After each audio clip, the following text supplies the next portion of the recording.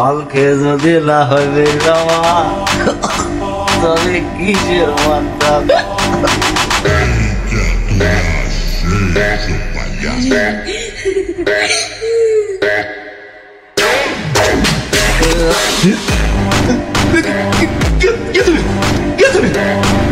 আমাকে চিনতে পারছিনি?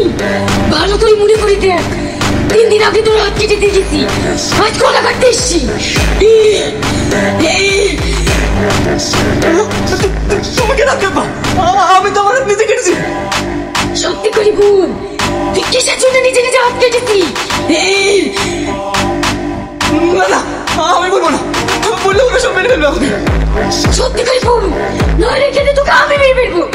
বল। কথা বলে না, আমি সব বলছি, আমি সব বলছি।